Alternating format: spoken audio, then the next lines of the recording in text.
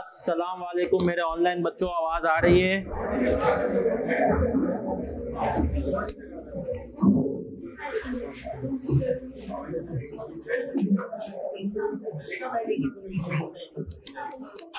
कैसे हैं आप लोग? तबीयत में है मजा या मिल रही है गुनाहों की सजा, या दोनों?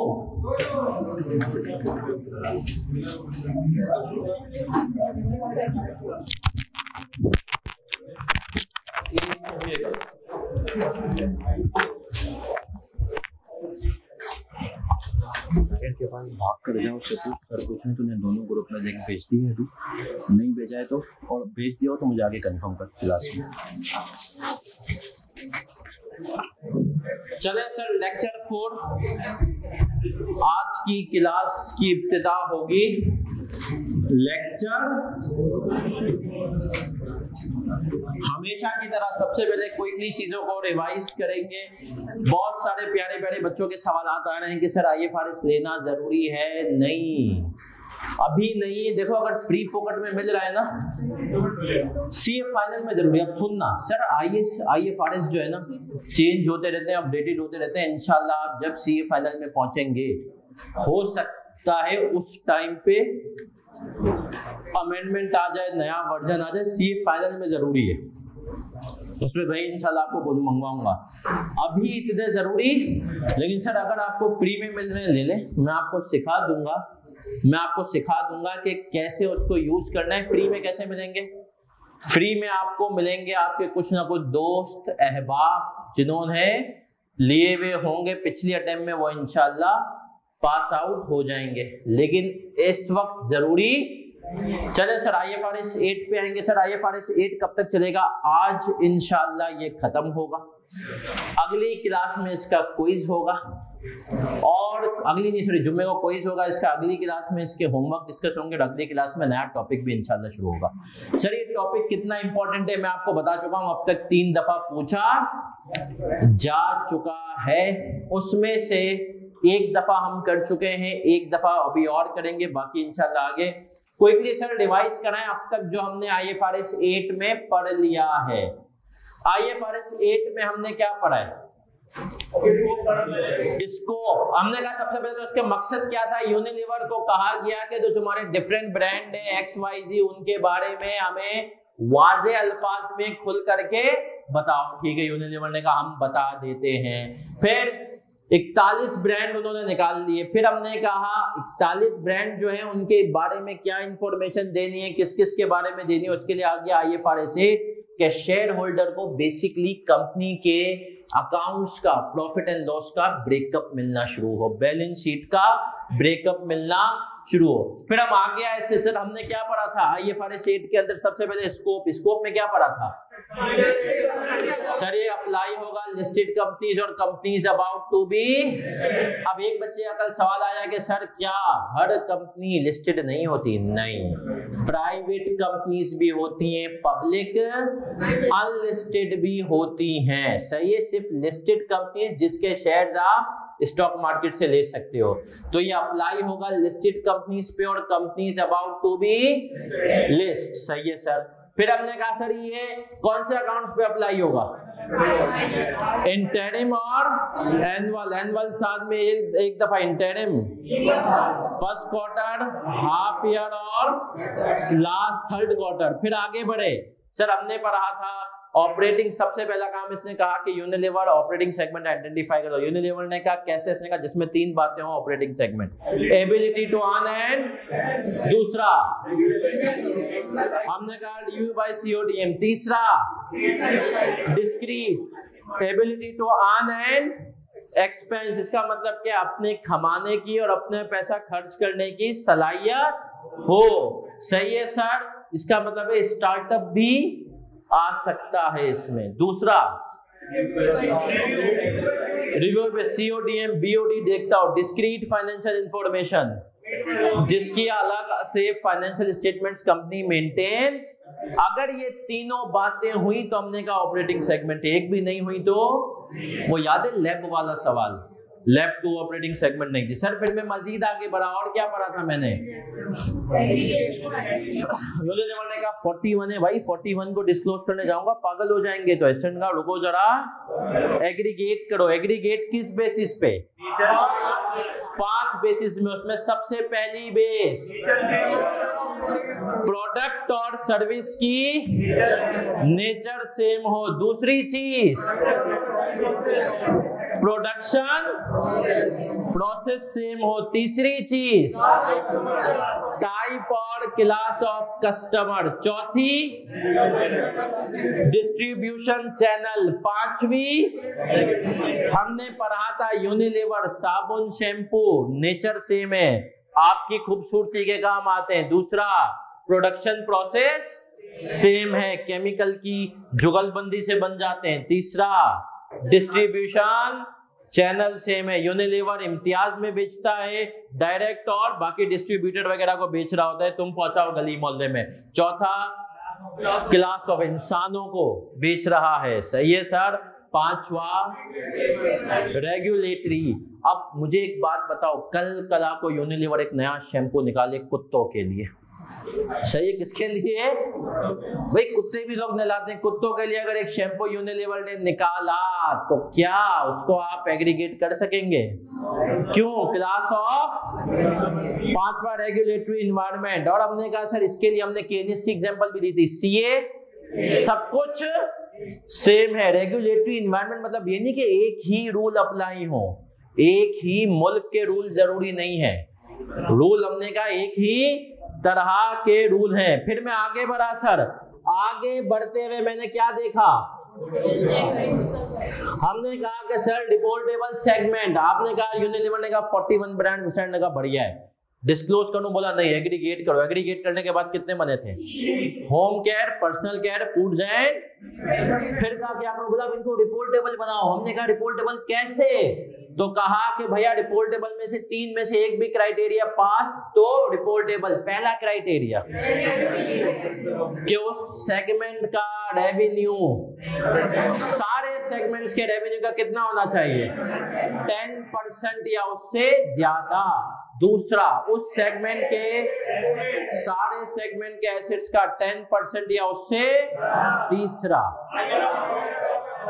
जिनमें प्रॉफिट है उनका प्रॉफिट, जिनमें लॉस है उनका अलग अलग करो, सम करो, हायर लो और उसके 10% से कर दो मल्टीप्लाई। क्या मैं क्लियर हूं मेरा भाई?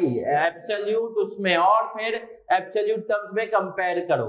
सर ये तो रिपोर्टेबल का एक भी क्राइटेरिया मीट हो गया, रिपोर्टेबल बन गया, डिस्क्लोज करना है, मानते हो? फिर आगे बढ़े, वाइल्ड कार्ड, खुदारा पेपर में वाइल्ड कार्ड गिनती का वर्ड एग्जामिनर समझेगा क्या कह रहे हो। सही है, 75%। उसने कहा भाई देख तू जिसको रिपोर्टेबल बना रहा है ना उसकी सेल्स, कंपनी की सेल्स का 75% या उससे, और अगर नहीं हुई तो किसी भी एक को मिलाना है। जैसे कि हमने किसको मिलाया था, फार्मा को मिलाया था, या फार्मा को मिलाया था। फिर आगे आए और हमने कहा कि सर डिस्क्लोजर, कितनी तरह के सवाल आते हैं, 3, आइडेंटिफिकेशन, डिस्क्लोजर और एरर्स। सर आइडेंटिफिकेशन वाला कर लिया, डिस्क्लोजर वाला भी मैंने एक डिस्क्लोजर वाला होमवर्क भी दिया था, कितने लोगों ने किया? बाकी लोग क्या कर रहे थे? मेरा बच्चा होमवर्क किया करें, होमवर्क करना बहुत जरूरी है, यकीन मानिए। अच्छा एक और चीज भी मैं आपको बता दूं, ये एक चीज मेरे सामने आई, बहुत सारे बच्चों से पूछा भाई क्यों नहीं करते होमवर्क? सर वो रजिस्टर के पेज जाया, याद रखो रजिस्टर के पेज जाया हो जाएं ये अच्छा है, बजाय इसके 6 महीने जाया हो। सही है सर। तो रजिस्टर के पेज जाया होने से यकीन माने कोई बड़ी अचीवमेंट नहीं है। अगर आपने घर पे जाके अम्मा अब्बा को बोला कि देखें रजिस्टर के पेज मैंने बचा लिए हैं, अगली अटेम्प्ट की फीस लेकिन नहीं बचा पाया, सही है, तो इसका मतलब है कि आप लोग सर घबराए नहीं, इंशाल्लाह मैं कह रहा हूं क्लास में आपका FAR 2 पास है।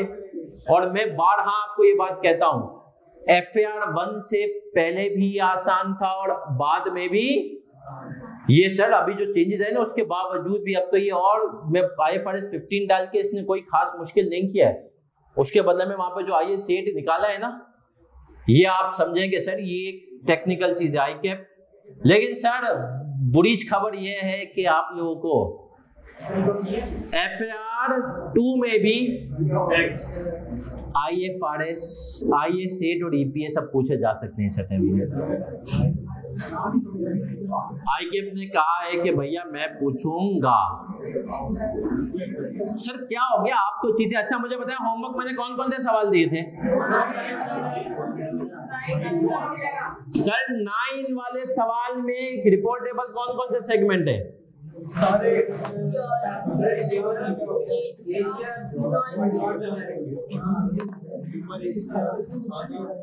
कौन कौन से हैं? यूरोप, एशिया और नॉर्थ अमेरिका। सही है सर, ये सबका यही आंसर आ रहा है, पक्की बात है। बाकी लोग भी नोट कर लें, यूरोप, एशिया और सर इससे ऊपर भी एक सवाल था, क्वेश्चन नंबर आपके पास 8 आ रहा होगा, है ना? इसके अंदर सारे। अब सबकी तवज्जो इधर, ये होमवर्क के सवाल थे, अब मैं आपको स्मार्ट स्टडी सिखा रहा हूं। सबकी तवज्जो इधर। सर इसके अंदर सारे सेगमेंट बन रहे हैं रिपोर्ट टेबल, किस बेसिस पे बन रहे हैं अगर आप करेंगे तो? रेवेन्यू की बेसिस पर।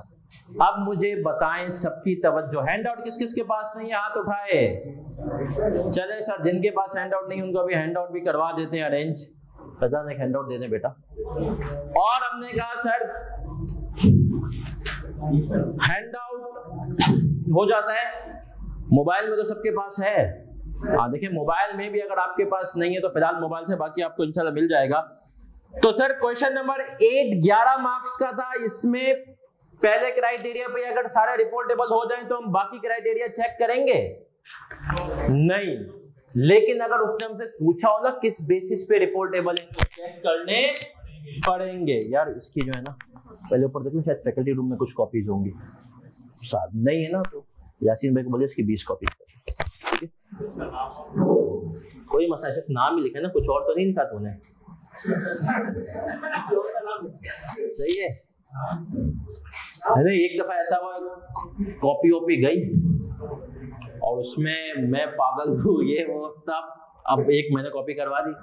अब आप सोचें जिस बच्चे ने उसका ऊपर नाम भी लिखा हुआ है, फिर नीचे लिखा हुआ है मैं पागल हूँ, मैं ये हूँ, तो भाई ऐसा। चलें सर अब आगे आएंगे, आपके पास एक सवाल आ रहा होगा क्वेश्चन नंबर 11, ऐसा ही है, ये भी मैंने होमवर्क दिया था और मुझे उम्मीद है आपने नहीं किया होगा, ऐसा ही है जी बेटा। जिनके पास भाई वगैरह के जो ना IFRS है वो भी आप यूज कर सकते हैं। अब क्वेश्चन नंबर 11 हम करेंगे क्योंकि डिस्क्लोजर की मुझे आपको प्रैक्टिस करवानी है। हमने वो अब आ जाए, KSN TNS limited are listed companies engage in chemical, soda ash, polyester, paints and Results of each business segment for the साल ended 31 March 2015 are as sales, gross profit, operating expenses, assets वगैरह। Inter segment sales by chemicals to polyester and soda ash कितनी है? 48 and 16 million respectively at a contribution margin of operating expenses include। बिल्कुल ऊपर वाले सवाल के ये copy paste है, लेकिन इसमें एक फर्क है, 75% रूल अप्लाई नहीं, मतलब उसके अंदर हमने कहा थोड़ा था। आए सर क्विकली आते हैं, सवाल शुरू करना। एक बात याद रखना मेरा बच्चा, कोई भी प्रैक्टिकल पेपर हो ना उसमें तुम्हें ये पता हो सवाल शुरू कैसे। सर यहाँ पे कैसे शुरू करेंगे? हमने कहा सर सबसे पहले आ जाएंगे थ्रेशोल्ड। थ्रेशोल्ड कितनी तरह के? 10 है 11 है? थ्रेशोल्ड हमने कहा आ गए। रेवेन्यू, टोटल रेवेन्यू कितना है? 40, उसका कितने परसेंट लेंगे? 404। सर फिर एसेट्स, टोटल एसेट्स कितना? 24, इसका 247। फिर प्रॉफिट और सर क्या इसका प्रॉफिट और लॉस गिवन है? नहीं सर वो गिवन नहीं है। क्या इसमें ग्रॉस प्रॉफिट गिवन है? ऑपरेटिंग ग्रॉस प्रॉफिट गिवन है? हम उसकी मदद से निकालेंगे। चले सर तुम बड़ा उससे ले लिया तो फिर तुम लोग क्या करोगे? पढ़ना नहीं है फैजान? आए सर इधर आए। Question number 11। नौजवानों हमने कहा सर नाम क्या क्या है? Chemicals, soda ash, polyester, paints और फार्मा। सही है जी।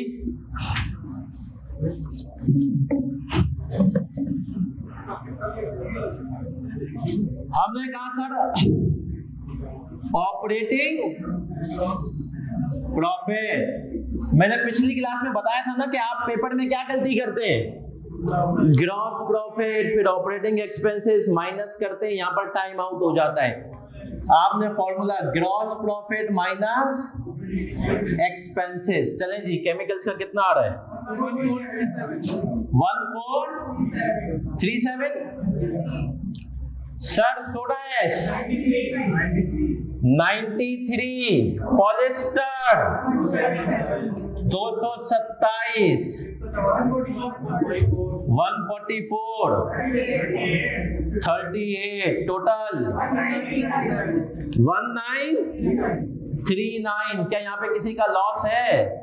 लॉस वाला होता उसको क्या करते? अलग करते और फिर दोनों में से जो हायर होता उसका 10%। तो सर ये कितना हुआ मेरा प्यारा बच्चा? 1939 का कितने परसेंट? 199। ऐसा ही है। अब हमने कहा इंडिविजुअल सेगमेंट्स को टेस्ट करेंगे। अब इधर देख लेना नौजवानों। क्यों नहीं है? कब तक आएंगे? ताहिर से पूछ। हाँ टाइम लगेगा। ताहिर को बोलो फोन करके पूछे सर या तुमने उधर देखे फैकल्टी रूम में? उधर है फैकल्टी रूम में। ताहिर को पूछ कहीं तो होंगे। ताहिर को बोल सर आसान कह रहे हैं निकाल के दे। कोई कुछ बोल मुबशिर नहीं है तो उसको प्रिंट निकाल दे।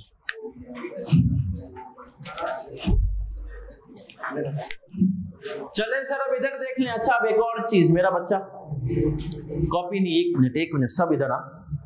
पेपर में और स्मार्ट काम करना है। पेपर में और इसका तुम ये ऑपरेटिंग प्रॉफिट तो निकाल ही रहे हो ना? मैंने कहा सर इसी वर्किंग में मैं रेवेन्यू और वो भी डाल दूं तो एसेट्स है ना भाई। मैंने ऑपरेटिंग प्रॉफिट डाला निकाला। देखो पेपर में ना ये सब काम सीखो। मैं तुम्हें एक बात बताऊं, ये एक उसूल याद रखो। एग्जामिनर कहता है मैं पहले मेन आंसर पे आता हूँ। उस मेन आंसर में बच्चे ने सब कुछ सही किया था ना, तो कसम खुदा की मैं वर्किंग्स पे नहीं जाता हूँ। उसने कहा 99% बच्चा मेन आंसर में सही, फिर मैं कहाँ जाता हूँ? उसको मार्क्स देने के लिए वर्किंग पे। अब फिर जब वो आपकी वर्किंग पे जाता है ना, तो वर्किंग बस इस काबिल हो कि उसको समझ में, वर्किंग में तुम शॉर्ट फॉर्म यूज कर सकते हो। सर याद रखो पेपर पूरा करोगे इंशाल्लाह पास गारंटी हो। तो इसका मतलब है कि लेकिन पेपर पूरा तो कितने लोग FR1 पूरा हुआ है? सही से बताएं, हाथ उठाएं। देखिए कितने लोगों ने 10 नंबर का छोड़ा है, मतलब 10 या उससे कम वाले, और कितने लोगों ने 10 से ज्यादा छोड़ दिया है? सही है सर।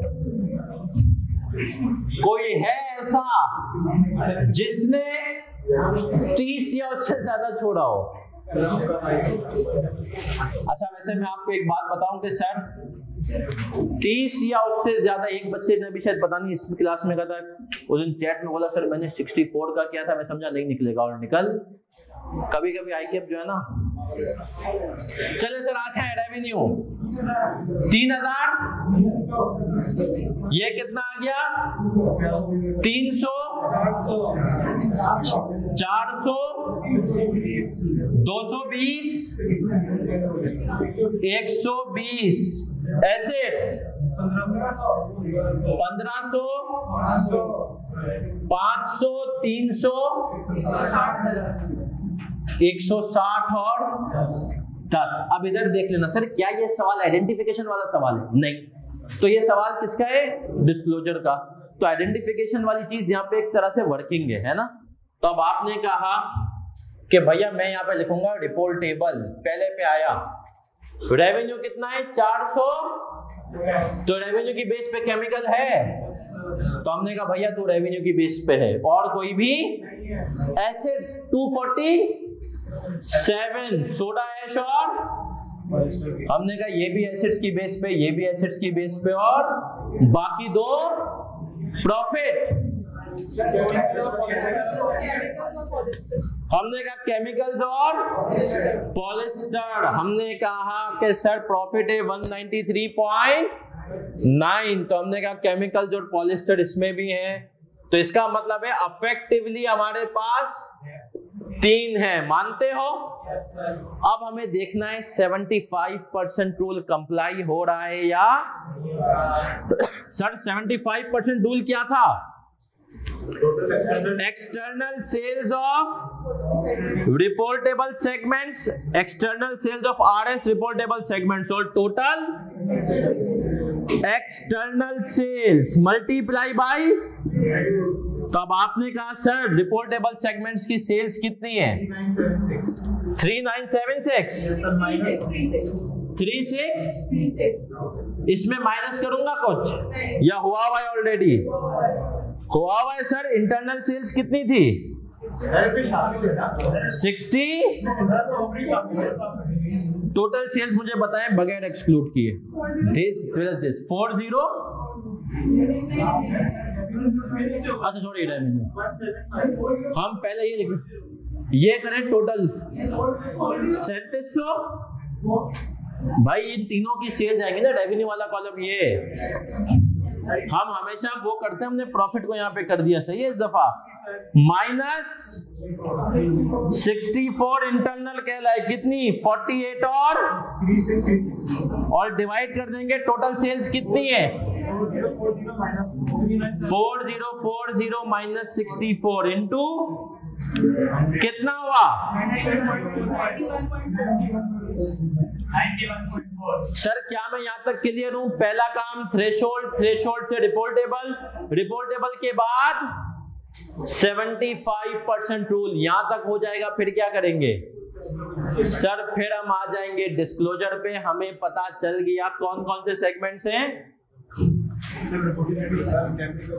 केमिकल्स, सोडा ऐश और पॉलिस्टर। आप लोगों को ये कॉपी करना है तो जल्दी से कॉपी करेंगे। ये कॉपी करना है तो कितने लोगों ने घर से कर लिया है? माशाल्लाह। ये देखें, ये होते अच्छे बच्चे हैं ना। बाकी बच्चे भी आग लगी है बस्ती में, ये अपनी जी। हमेशा जब भी ये वर्किंग हमने कर ली ना, उसके बाद जब आप आपने 75% रूल पढ़ लिया है तो आपको हमेशा चेक करना है, सही। हाँ, हेडिंग डाल के वर्किंग में आप डाल दें 75% रूल, ये हर जगह। अब आपने पढ़ लिया है। ऑनलाइन वाले बच्चों, क्या आप हमारे साथ हैं? आसान है ना सर? वकास मेरा बच्चा, आपके शायद नेट का। ऑनलाइन वाले बच्चों स्क्रीन और ऑडियो साफ होगी, I believe and I hope so. कर लिए? आपने कर लिए? डिस्क्लोजर बना लिए?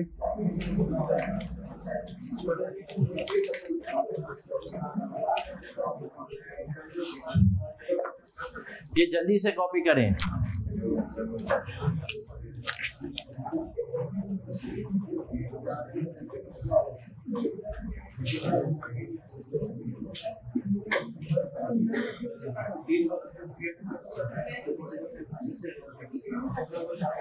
आईकेप की शरारत जानते हो? आईकेप ने पता है क्या किया?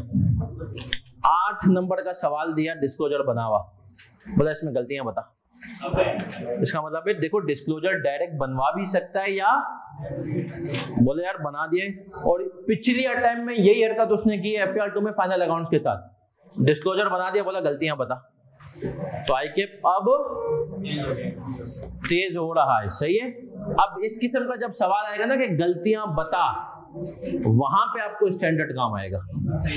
सिर्फ ये वहां पर आपको स्टैंडर्ड काम आ सकता है जब गलतियां बताने पे पूछे, सही है। उसके अलावा सर स्टैंडर्ड यूजुअली इतना बच्चों को हेल्पफुल। चलें जी सर, जिन्होंने ये कर लिया है वो जरा खुद से डिस्क्लोजर बनाने की कोशिश करें। केमिकल सोडा ऐश पॉलिस्टर और अदर्स और टोटल, ऐसा ही है।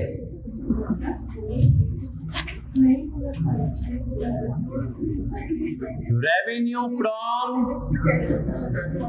External customers. सर दो डिस्क्लोजर में से कौन सा डिस्क्लोजर पास कराएगा? पहला वाला। सर सवाल में अगर उसने कहा डिस्क्लोजर खाली बनाए तो दोनों बनाएंगे, हाँ, जब तक वो खुद ना कह दे कि भाई रिकंसिलिएशन नहीं चाहिए या पहला वाला नहीं चाहिए, वो खुद ना कह दे कि सिर्फ रिकंसिलिएशन चाहिए। जी मेरा बच्चा, और एक दफा फाइनल अकाउंट्स में पूछ चुका है वो ये।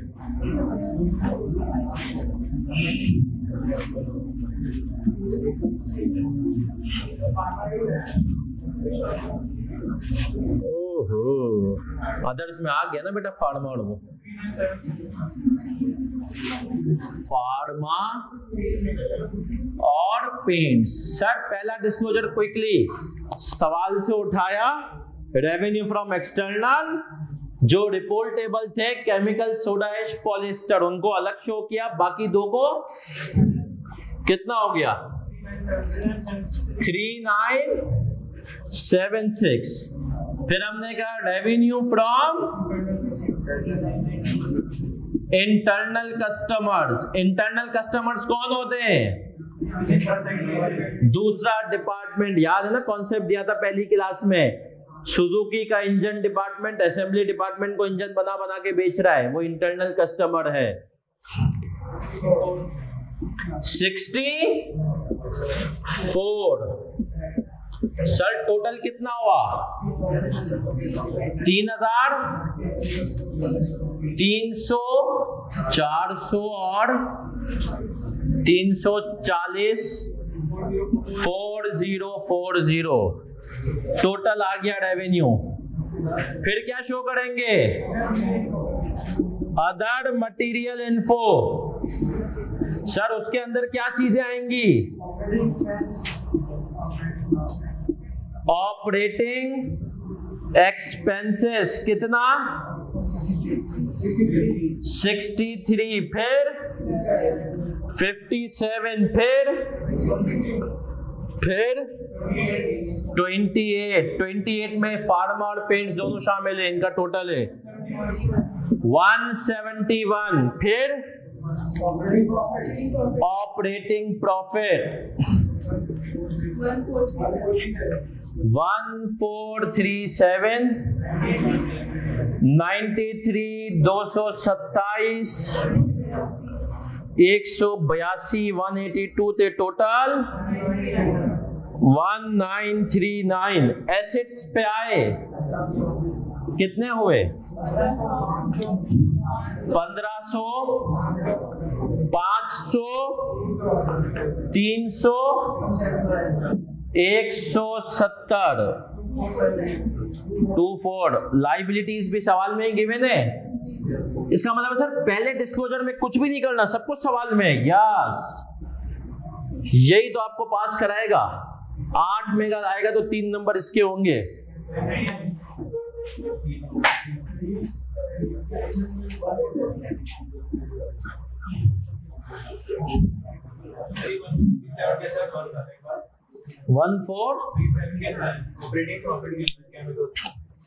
Gross profit minus operating expenses. Gross profit सवाल में देख कितना है? 1500 है। साथ है आप मेरे ऑनलाइन वाले बच्चों तो लिख दें सीसी।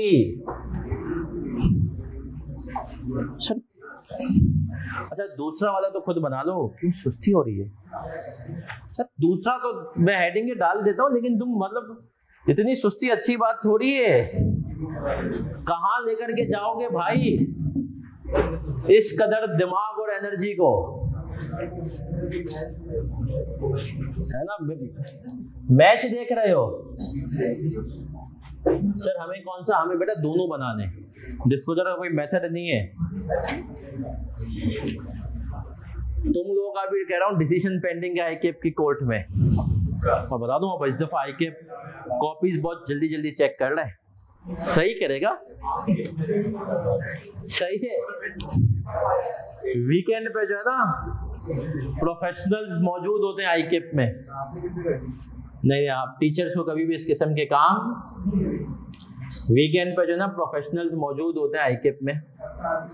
और जो है टीचर्स को जो काम आईकेप देता है वो होता है आप किताब लिख दें, आप किताब का ये चैप्टर लिखा हुआ है उसको चेक कर लें। ये टीचर्स को इससे ज्यादा काम, टीचर्स को अगर पेपर हो जाए और फिर उसका सोल्यूशन, एक दफा आईकेप कहता है कि आप एक दफा इसका सोल्यूशन रिव्यू कर दें कोई, ये बड़ी अच्छी प्रैक्टिस है। मैं आपको बताऊं आईकेप टीचर्स को, अभी जैसे मुझे कल मेल आ गई है, इसने हमें क्वेश्चन पेपर और सोल्यूशन दोनों दिया है। सिर्फ क्वेश्चन पेपर अभी जाए, सोल्यूशन देता है उसके बाद जब आपका रिजल्ट आ जाए।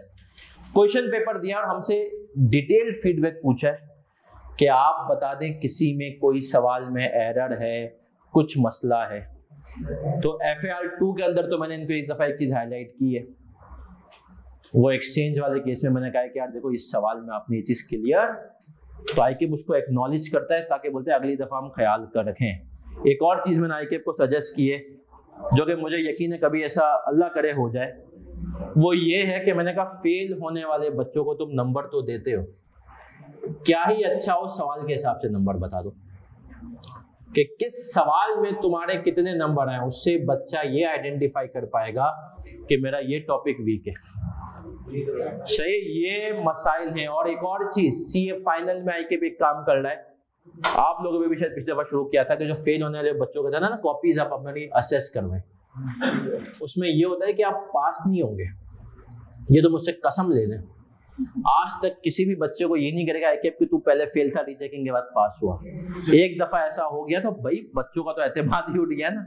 लेकिन उसमें एक मेरी स्टूडेंट है CA फाइनल में, उसने एक पेपर में जब असेस करवाया तो मैंने देखा यार आईकेप उसको मशवरे दे रहा है कि आपने ये फिगर निकाली, इतने लंबे मेथड से निकाली, या आप इतने से मेथड से भी निकाल के टाइम बचा सकती थी।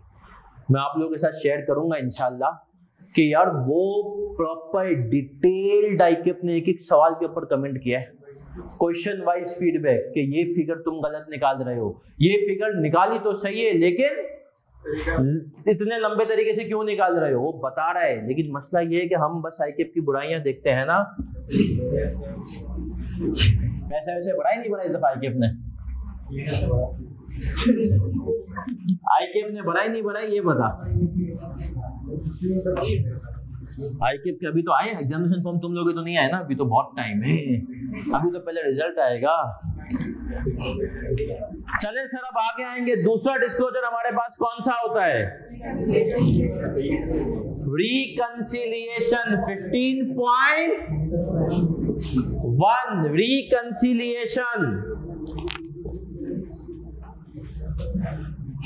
reconciliation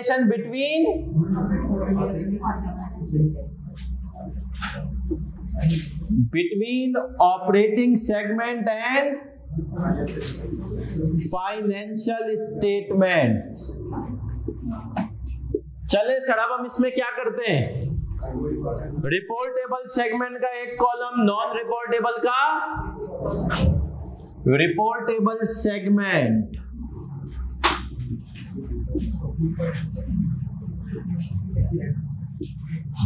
नॉन रिपोर्टेबल, फिर अदर एडजस्टमेंट, और इसके बाद इंट्रा सेगमेंट एडजस्टमेंट्स, और एंड में क्या आएगा, टोटल। ये सब आपने किया हुआ है सर, रेवेन्यू। रुकने आएगा बेटा, रेवेन्यू कितना है, तीनों का प्लस 3,300 और 3700, बाकियों का अदर्स का 340। सर पासिंग मार्क्स अप्रोच, जो चीजें आसानी से आ सकती हैं पहले उनको इनकॉर्पोरेट करो। सर ऑपरेटिंग एक्सपेंसेस तीनों को प्लस किया 140, 23, 57 और 63, फिर 28, फिर अच्छा इसके ऊपर अभी हम आएंगे नहीं ना सर, आसान चीजें। ऑपरेटिंग प्रॉफिट प्लस कर लो 1437, 93 प्लस 227, 182, फिर एसेट्स 2300, 1500, 500 और 100 और लाइबिलिटीज 1449 थे प्लस। अब सर एक मिनट, ये कॉलम इंपॉर्टेंट है, इनको हम एक दफा फिर से साथ देखेंगे। नौजवानों सब यहाँ पर एक मिनट के लिए रुक जाएंगे और अब हम इन इंपॉर्टेंट कॉलम्स को फिर से देखेंगे। मैंने कहा था यहां तक तो आपने पासिंग मार्क्स फिगर वहां से उठाई, उसके बाद जो एसेट्स और लाइबिलिटीज किसी को एलोकेटेड नहीं है उनको आप पहली फुर्सत में एलोकेट करेंगे। क्या कह रहा है, second operating expenses includes KTL's head office expenses amounting to ₹86 million which have not been allocated to any segment. Furthermore, assets and liabilities amounting to 180 and 37 have not been reported. मैंने आपको बताया था ना सर, कंपनी के अंदर सिर्फ क्या operating segments होते हैं। ऑपरेटिंग सेगमेंट तो हमने कहा हो गए, ट्रेजरी डिपार्टमेंट हो गया, बाकी आपकी वॉल्स हो गई और जेट स्पॉट हो गई, ये सब चीजें हो गई, आपका कनॉट, लफान वगैरह ये सब।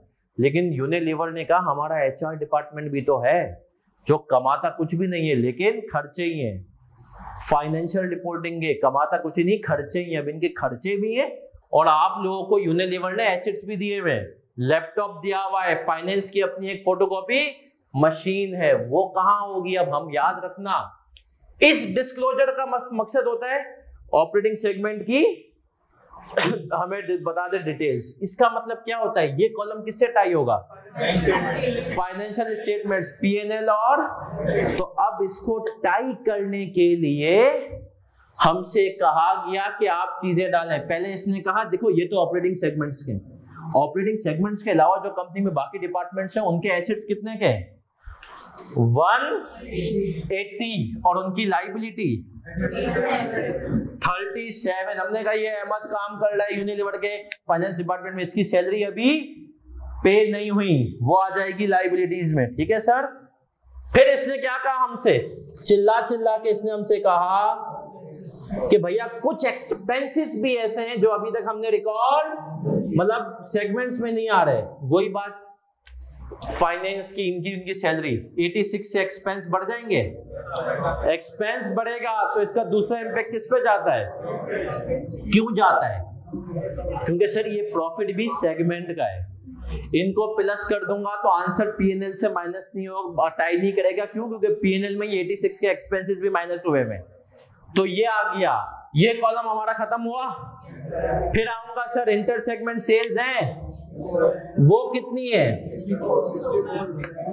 ये कह रहा है inter segment sales by chemicals to polyester and soda is 48 and 16, 64, ठीक है, respectively at a contribution margin of 30। तो हमने कहा 64 रेवेन्यू से माइनस हो जाएगा, क्योंकि ये एक डिपार्टमेंट की दूसरे को तो सेल्स है, कंपनी की सेल्स, और इसका प्रॉफिट का इंपैक्ट कितना है 19.284 है, 64 का।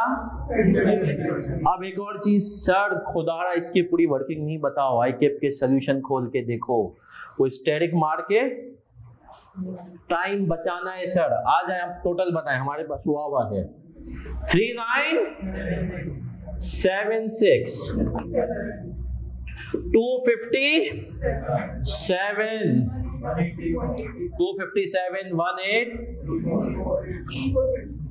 18 3.8 कर लेते हैं।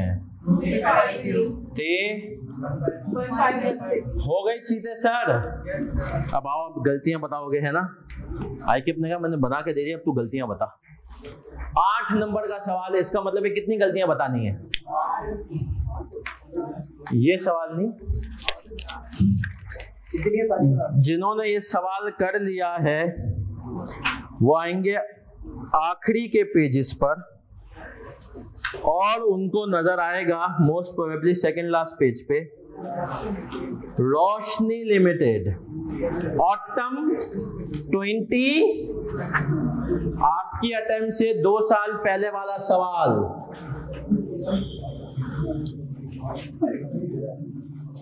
जिसने मेरा बच्चा बिल्कुल सही कर लिया है, वेरी गुड। जिसने सही नहीं किया है,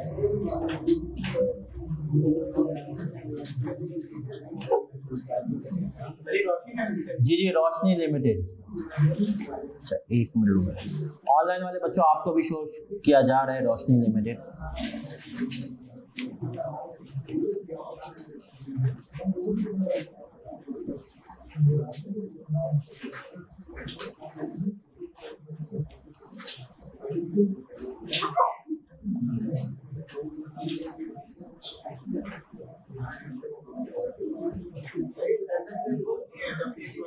अब इस सवाल को आपने रिक्वायरमेंट पढ़नी है और इसने क्या कहा, इसने कहा कि भैया मुझे गलतियां बता दे। ये इसने आपको सारी की सारी डिटेल्स दे दी, पूरा डिस्क्लोजर बना के दे दिया और एंड में रिक्वायरमेंट पढ़ा, prepare list of errors and omissions in the, और इसने रिक्वायरमेंट में क्या कहा, रीड्राफ्टिंग ऑफ डिस्क्लोजर इज, और एग्जामिनर ने कहा फिर भी जो है ना 1 से 2% बच्चों ने वापस बना दिया, क्योंकि ये जो छोटी सी काली काली चीजें होती है तो हम थोड़ी देखते हैं, है ना, हम इग्नोर करते हैं इनको बीइंग माइनर। लेकिन एग्जामिनर ने कहा बेटा ये चीजें हैं, टाइम जाया ना करें। सिर्फ अब 8 नंबर का सवाल है, आप सबको अज्यूम करना है कि आप बैठे हुए पेपर में, साथ में आपके एग्जामिनर बैठा हुआ है, आप इस वक्त 92 में से नंबर ले चुके हैं 44, 6 नंबर चाहिए, तो कम से कम 6 गलतियां तो आपको निकालनी है इसमें, 6 गलतियां निकालनी है इसके डिस्क्लोजर में आपने। रोशनी लिमिटेड, मैं अभी सवाल 7 पढ़ भी नहीं रहा हूं क्योंकि आप लोग मेरी पढ़ने से ही बहुत सारी गलतियां पहचान लेंगे। मैं हैंड आउट का कुछ करके आता हूं, रुके।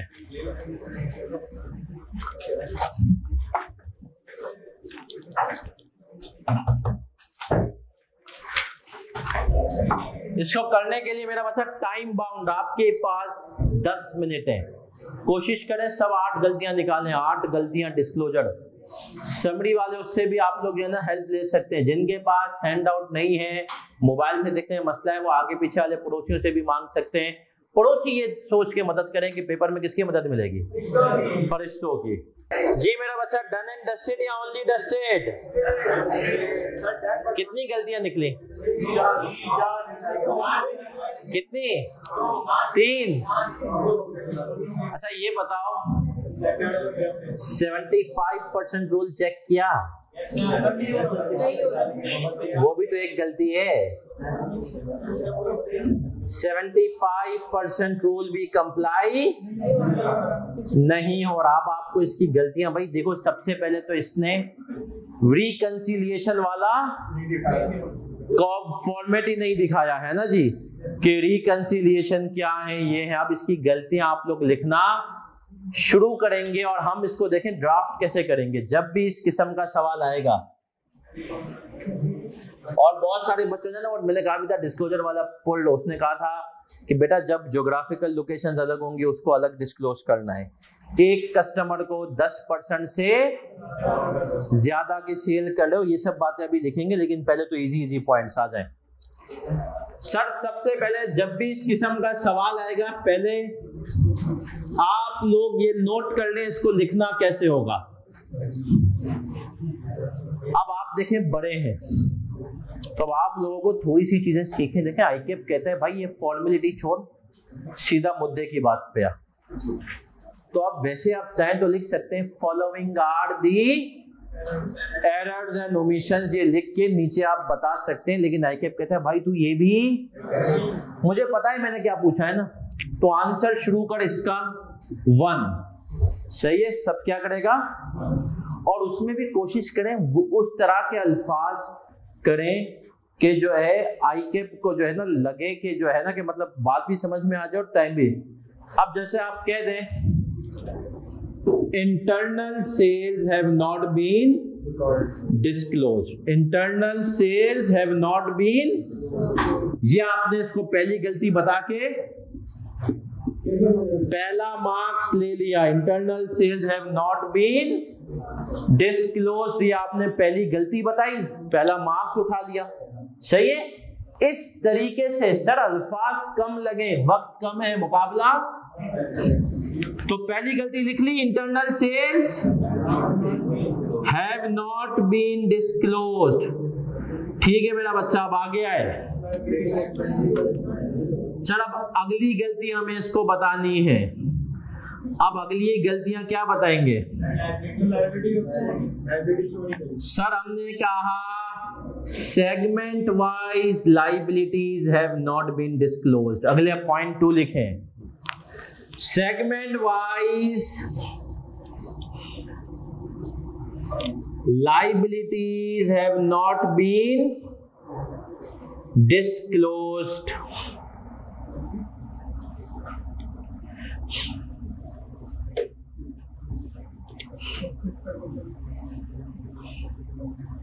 सही है। तीसरा,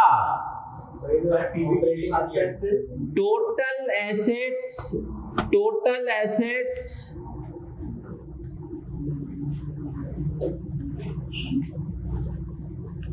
in disclosure, total assets in disclosure does not match with the total assets, does not match with the total assets in financial statements. हमें नजर आ रहा है ना सर कि वो शो हुए हैं हमारे पास 1600 और यहाँ पे कितने,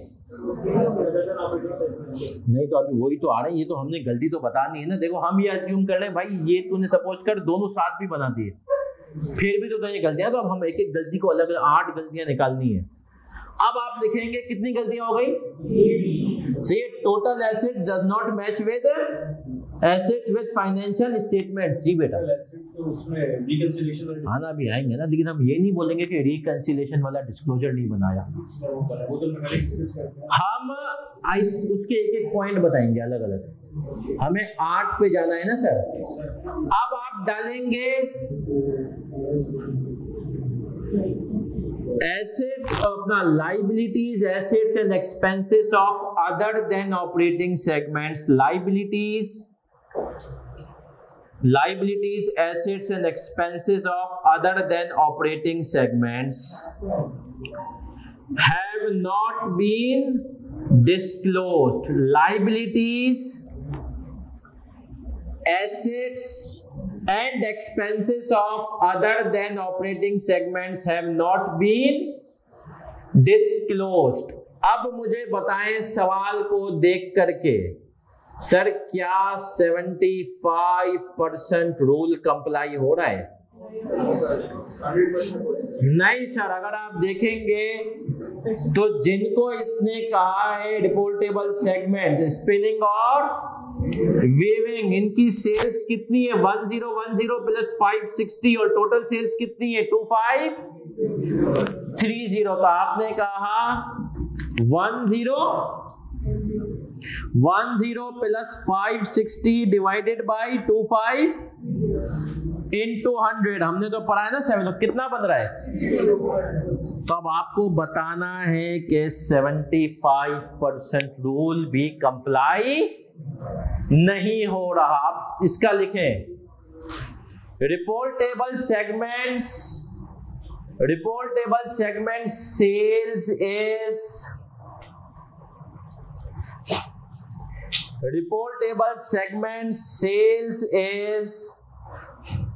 less than 75%, is less than 75% of total external sales. आगे comma, hence 75% rule, hence 75% rule is also not complied with, is also not complied with, hence 75% rule is also not complied with. अब आते हैं sir, ये तो 5 हमने कहा सामने रखे हुए थे, ये 5 क्या थे? सामने रखे हुए थे, सही है सर। अब आपने कहा है कि सर बाकी भी हैं। अब आपको याद होगा हमने समरी पे आए थे और हमने पहला वाला हैंड आउट, सबसे पहले वाले पेज पे आ जाए, समरी वाले पे, जिसके अंदर से हमने डिस्क्लोजर्स पढ़े थे। याद है कि नहीं याद है?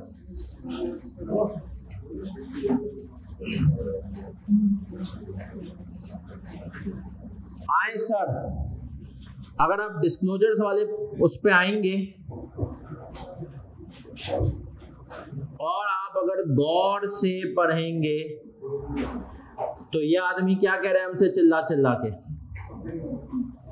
सर ये कह रहा है सबसे आखिरी में, entity provide information about the extent of its reliance on its major if revenues from transaction with a single customer amounts to 10% or more of an entity's, the entity discloses that, इसके ऊपर वाले bullet पढ़ेंगे, an entity reports the following geographical information if revenues from external customers both attributed to the entity's country of domicile and attributed to all non-current assets or the amounts. क्या company ने ये सब बताया है?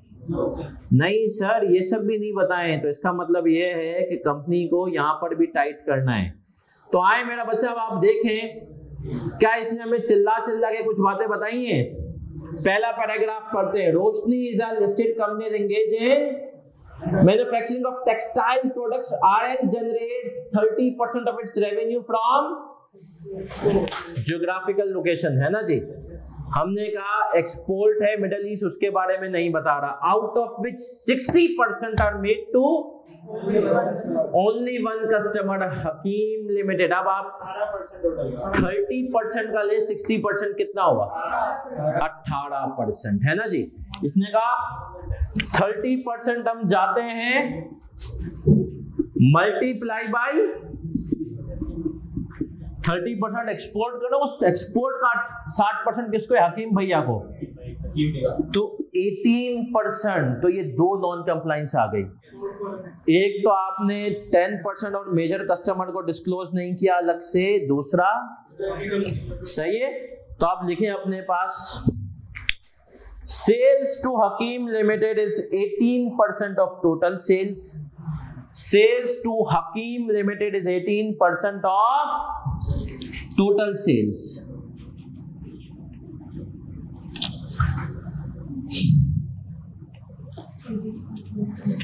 एक बच्चे का सवाल है कि सर हमें कैसे पता कि इंटरनल सेल्स नहीं है। इसमें बेटा आखिरी पॉइंट पढ़े, apart from external sales company made some of the segments make internal sales as well. Sir फिर सुने भाई, हमें डिस्क्लोजर में इसने पाबंद किया कि अगर कोई ऐसा कस्टमर है जिसको आप 10% से ज्यादा बेचते हो उसको अलग से बताओ, और अगर आप एक्सपोर्ट कर रहे हो उसको भी अलग से बताओ। यहाँ पे हम एक्सपोर्ट भी कर रहे हैं और तो हमने कहा सर देखें ये जो 18% बन रहा है, क्या लिखा है मैंने अभी? Sales to Hakim limited is 18% of total sales, bracket में ये वर्किंग बता दें 30% into 60%, and as per IFRS 8 it should also be disclosed separately, and as per IFRS 8 it should also be disclosed separately.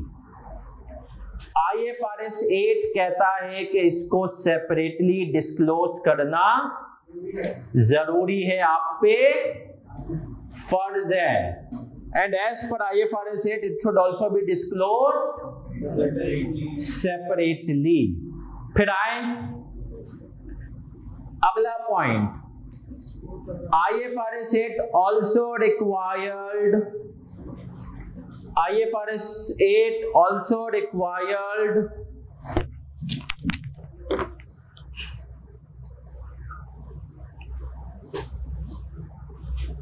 geographical locations to be disclosed separately. Geographical locations to be disclosed separately.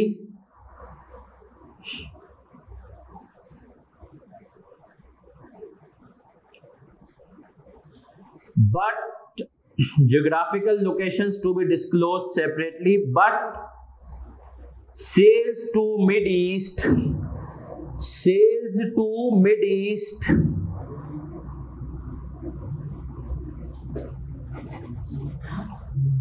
are not disclosed in given disclosure, are not disclosed in given disclosure.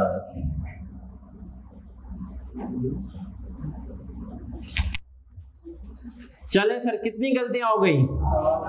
7। अब एक और गलती भी आपको निकालनी है। अब सवाल में ढूंढे एक और कौन सी गलती होगी। इसका टोटल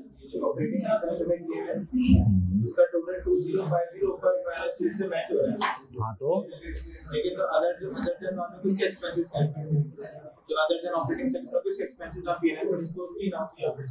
हो सकता है कोई अदर देन हमने किया नहीं, बट उसूलन होता है। और बताएं सर, अब इधर आए, इन्होंने शो किया हुआ है नेट इंटरेस्ट। अब इसमें आपको मैं बताऊंगा 2-3 पॉइंट आप कैसे निकालेंगे। आपने कहा कि भैया इन्होंने जब ये शो किया हुआ है नेट इंटरेस्ट, तो आप कहोगे कि इंटरेस्ट या तो एक्सपेंस को अलग और इनकम को अलग शो करोगे, वरना नहीं। और फिर एक पॉइंट डालेंगे कि रिकंसिलिएशन ही सिरे से। तो पहला पॉइंट लिखें, interest expense and interest income should be disclosed separately.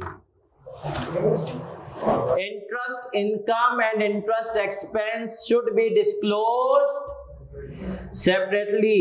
Online वाले बच्चों किरत बेटा ये सवाल समझ में आ गया? 10% वाला, interest income and interest expense should be disclosed separately। ठीक है जी।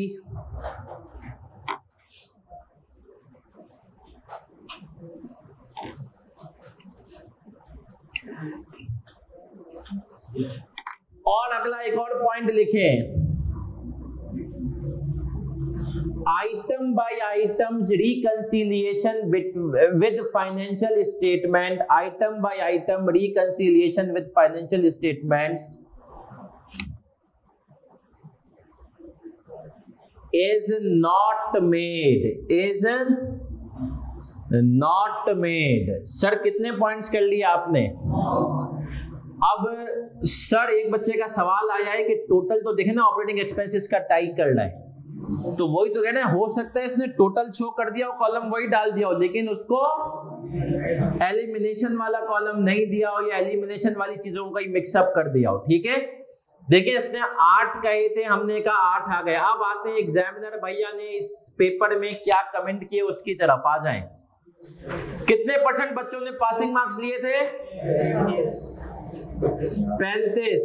अब आते हैं सर पहले एग्जामिनर के जर्नल कमेंट्स में आपको बताऊंगा।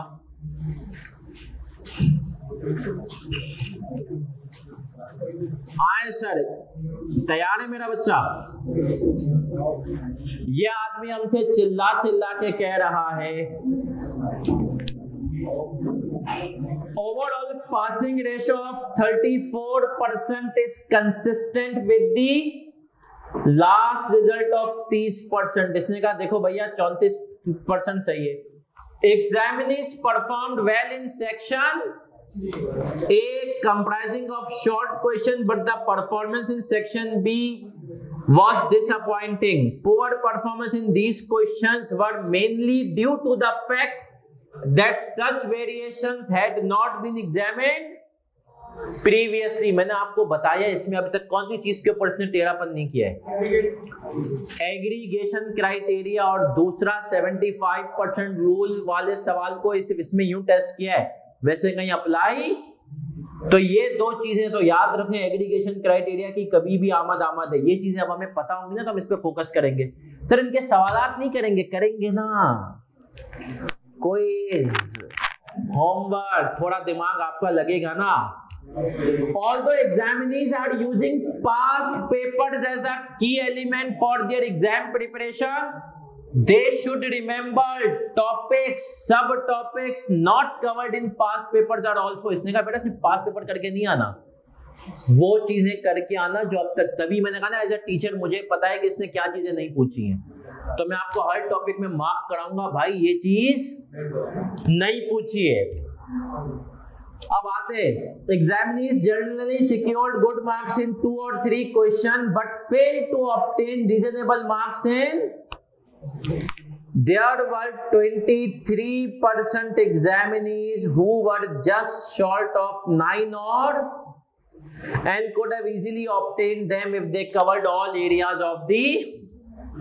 अब इस सवाल में क्या गलतियां की, स्पेसिफिक सवाल के आगे 75% रेवेन्यू थ्रेशोल्ड वाज, दूसरी omission of disclosure about geographical area in respect of exports and information, disclosure on information about major customer in respect of export sales to Hakim limited were not mentioned. अब सुनना sir ये हम disclosure इनका देते कैसे हैं, बड़ा सिंपल है, एक लाइन आ जाएगी जैसे इस सवाल की, अगर मैं आपको एग्जांपल दूं, हमने कहा ना भाई तूने डिस्क्लोजर, तो डिस्क्लोजर क्या होता, डिस्क्लोजर बड़ा सिंपल होता, आपने नोट बनाया 15, आपने नोट बनाया 15 पॉइंट, आप 15.2 में जाते हैं और इसमें पहली बात लिखते हैं 18% of total sales are made to Hakim भाई, सही है, हकीम लिमिटेड, ये आप बनाते 15.3 में आप जाते और बता देते export sales to mid east amounts to mid east amount to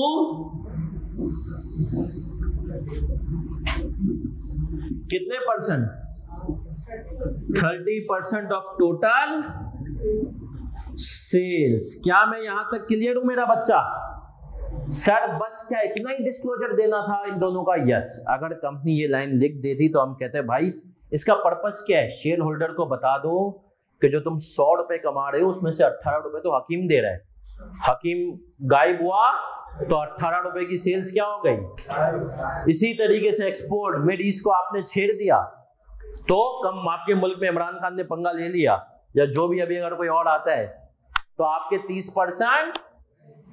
अब सर क्या मैं यहां तक क्लियर हूं? अब एक अच्छा सा सवाल देखें,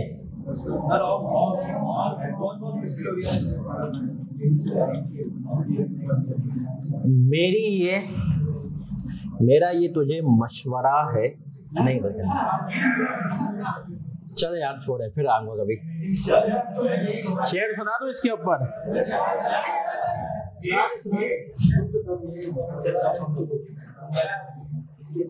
मेरा ये तुझे मशवरा है इल्तिजा नहीं, मेरा ये तुझे मशवरा है इल्तिजा नहीं, तू मेरे पास से अभी जा नहीं। सही है, तो थोड़ी देर और ऐसा एक सवाल है जिसको मैंने क्विज भी लिखा हुआ है, घर से आपको इसको ट्राई करना है, या आपका एक समझेंगे जैसे नहीं सर समझदार से किस किसने पढ़ा है, मुझे लगा होम चैलेंजर दे देते, वो एक होम चैलेंजर वो है। पेज नंबर आप लोग आ जाएंगे आपके पास हैंड आउट पे 13 पेज नंबर, ये मेरा सेल्फ मेड क्वेश्चन है एग्रीगेशन क्राइटेरिया की टेस्टिंग के लिए। पेज नंबर 13 है, क्वेश्चन नंबर 15 है, क्विज लिखा हुआ है इसके ऊपर।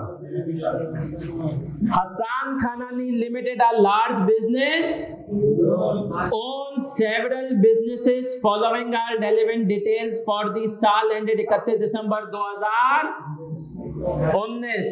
पर्सनल केयर में सोप है लक्स, बक्श और कक। Personal care shampoo Sunsilk, Moonsilk और automobile engine, small sheet metal, फिर एचके फूड और फिर scrap. Additional information, Lux uses expensive raw material than other two soaps and Baksh production process is short as compared to Lux and Kak. Sunsilk is for, Moonsilk is for, and Funsilk is for kids. Engines are sold to Suzuki, Honda and whereas small sheet metal parts are sold to open, मतलब ये जो मैकेनिकों के पास बिक रहे होते हैं। Food is new business and its figures are of only, अब देखें सर ये चीज पेपर नोटिस छोड़ी तो आपने तो पढ़ा ही नहीं, तो अब हर चीज तो कॉमन सेंस में भी तो आती है ना सर, आपको सोचना है। Scrap sale is of all businesses combined but sold as scrap. Operating expenses, assets and liabilities from different departments amounts to 5709 which are not allocated to। Sir ये आपका होम क्विज है, अब इसमें एग्रीगेशन चेक करनी है, किसको aggregate करोगे और किसको नहीं करोगे। यहां पर वो एग्रीगेशन वाले 5 पॉइंट अगली क्लास में सर, अगली क्लास में इसको मैं करूंगा एंड में, अगली क्लास के, क्योंकि ये आपका वैसे भी क्विज है और इस हैंडआउट में बाकी जो सवाल आते हैं वो भी आपको मार्क करवा दो जो आपको खुद से करने आ जाए। आज अगली क्लास में इसके ऊपर हम लगाएंगे थोड़ा सा टाइम, बट उसमें नया टॉपिक भी शुरू हो जाएगा। तो नौजवानों, एक चीज जो आपको पता है हमारी परंपरा, हम क्या करते हैं, स्टडी टेक्स्ट। कितने लोगों ने नई वाली सीरीज डाउनलोड कर दी FAR2 की? खुदारा कर लो, अच्छी बनाई, आईकेप को थोड़ी सी औकात और अहमियत दो। काफी चीजें, कॉस्टिंग की भी स्टडी टेक्स्ट बड़ी अच्छी बनाई है और FAR2 की भी आईकेप ने, मतलब अच्छी इन सेंस के जहां पे पहले मुगालदे थे ना, उसको इसने क्लियर कर दिया कि देखो भाई ये दोनों ट्रीटमेंट है, मैं इसको प्रेफर करता हूं। सही है सर? तो आईकेप ने कहा मैं इसको प्रेफर करता हूं, तो स्टडी टेक्स्ट आपको करनी है। अच्छा, इसके अलावा हमने कहा सर क्वेश्चन नंबर 7, 8 आप कर चुके हैं, 7, 8 कर चुके हैं। 7 तो हमने क्लास में किया है, 8 मैंने आपको बता दिया, उसमें सारे हैं। 9 के अंदर भी कौन कौन से भाई ऑपरेटिंग सेगमेंट है? 10, 11 हम कर चुके हैं, ऐसा ही है। 12 आपके दांतों की तरह साफ, शफाफ और आसान क्वेश्चन है, तो आप कर सकते हैं, इसमें कुछ मसला नहीं है। एमसीक्यूज जो रिमेनिंग है वो हम अगली क्लास में देखेंगे, 12 करेंगे। इसके अलावा एक सवाल आ रहा है, क्वेश्चन नंबर 14 आ रहा है, आसान सा सवाल है, पेज नंबर 13 पे इसकी रिक्वायरमेंट है, पेज नंबर 14 पे। अब इसमें आप आ जाएं, रिक्वायरमेंट पे आ जाएं। रिक्वायरमेंट नजर आ रही है? Which of the operating segments of Endeavour constitute a reportable segment under IFRS 8? इसकी आखिरी लाइन बहुत इंपॉर्टेंट है, क्या कह रहा है? केमिकल सेगमेंट्स हैव सिमिलर, इसका मतलब है जो केमिकल्स आपको सवाल में यूरोप और रेस्ट ऑफ वर्ल्ड के दिए हुए हैं उनको क्या करोगे? ये 15 तो मैंने आपको कहा, ये घर से आपको ट्राई करना है। 19, 20 और 20 मार्च 20 का एमसीक्यू भी हम कर चुके हैं। इसका मतलब है कि सर अगली क्लास में स्टडी टेक्स्ट करवाऊंगा, 15 करवाऊंगा, बाकियों के आंसर IFRS 8। हाँ, तो हमने कहा IFRS 8 क्या हो गया? खत्म। सर कितने नंबर का आ सकता है मैक्सिमम? इसका एक सवाल नोट कर लो, तुम लोगों ने मुझे पकड़ना है, फाइनल अकाउंट्स के साथ करेंगे। इसका एक सवाल फाइनल अकाउंट्स के साथ मिक्स होके आया है, ठीक है इंशाल्लाह। अगला टॉपिक कौन सा है? IS 21 फॉरेन करेंसी तुम अगर पाकिस्तान से बाहर अली एक्सप्रेस से, अली बाबा से या कहीं से भी कोई चीज खरीदते हो तो क्या करोगे? तो सर आज की क्लास यहीं तक, हम मिलेंगे इंशाल्लाह थर्सडे को।